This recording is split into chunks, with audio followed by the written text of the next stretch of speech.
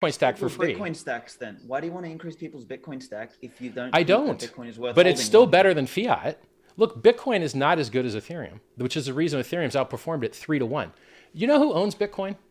A bunch of venture capitalists and scumbags. But you think it's the fucking, we're going to save politics with this shit. I'm not a Let me tell you who owns Bitcoin. At least I don't think I'm a scumbag. But... You know who just drove the price up of Bitcoin over the last week? I do. Do you know who? It's a single guy. Fuck. It doesn't matter. It's a market. It doesn't matter who drove the price of Bitcoin up? No. I thought you wanted to promote Bitcoin.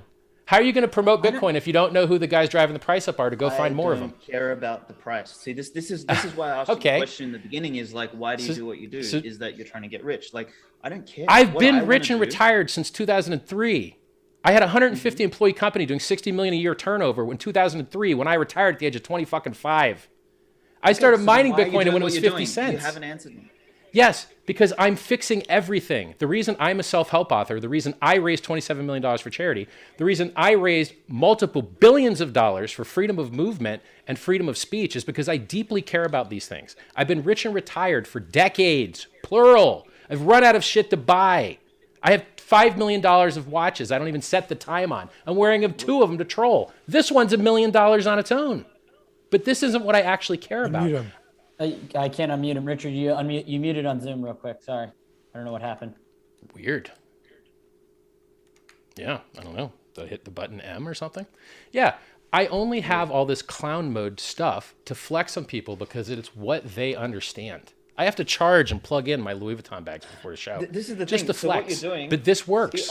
What you're doing doesn't work. You're telling people to sell their Bitcoin. You're telling people you don't care who buys it. You're telling people you don't care about the price. That's all anyone cares about is the price. You're the weird one that's doing a bad job marketing Bitcoin. I'm doing a better job marketing Bitcoin. I got people to take their Bitcoin off of exchange and hold it and maybe even buy more to give them free coins for it. What have you done?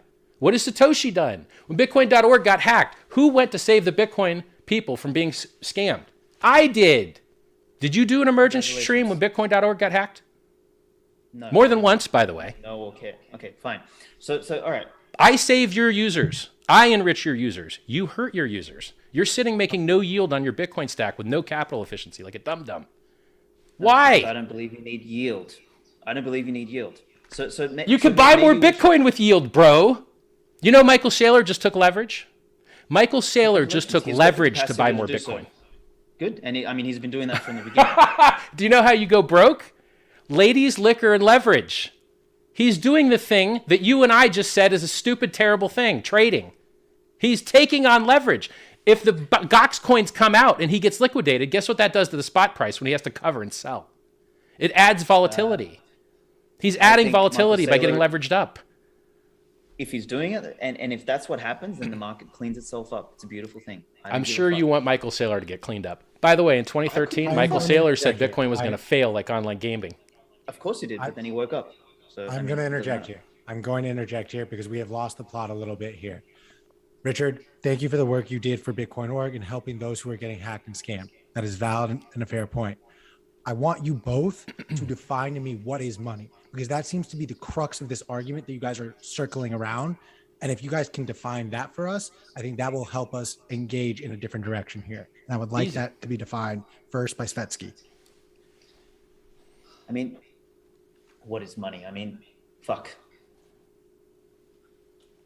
I got it. If you don't got it, bro, it's okay. It's a standard definition. It's the technology we use. Is my fucking, are both my mics on?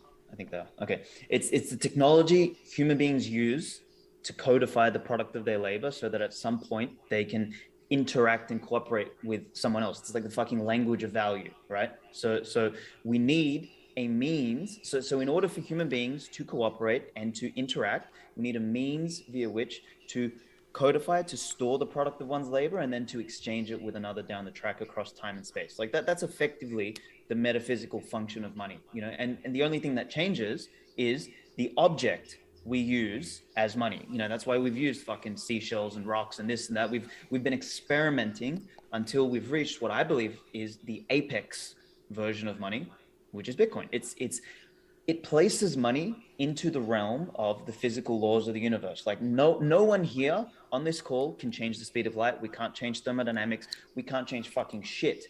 We also can't change Bitcoin's rules. And it's sort of that's the innovation to me, It's not about getting fucking rich. It's not about, making pumper fucking mentals. Like, that's not the premise here.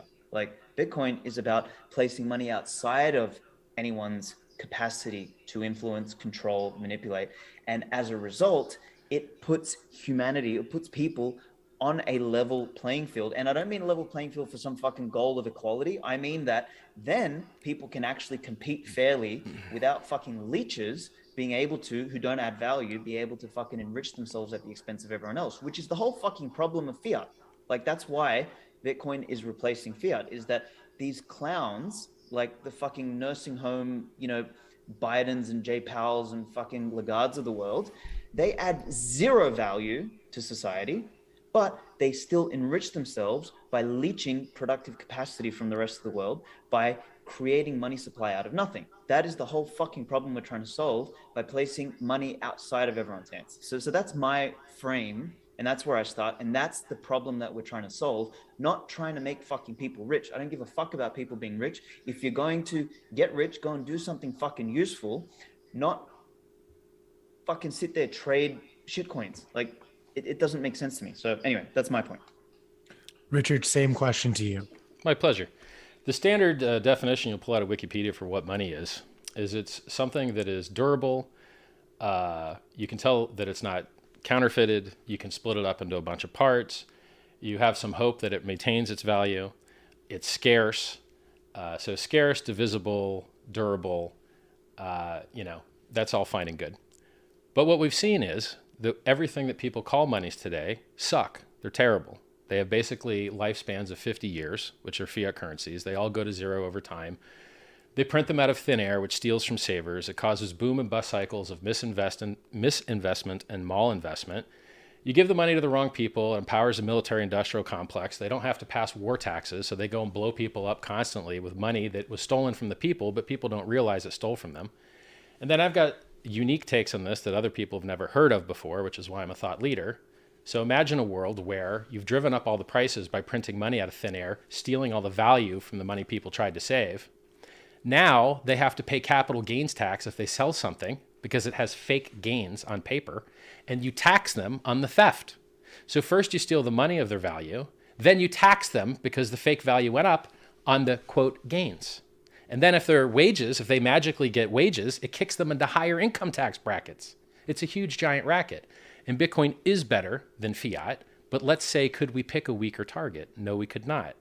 So while Bitcoin is better than fiat, it hasn't been better than Tesla stock. It hasn't been better than my Rolexes since you reached the top of the S-curve. Since every scumbag venture capitalist has more Bitcoin than you'll ever have in your entire life.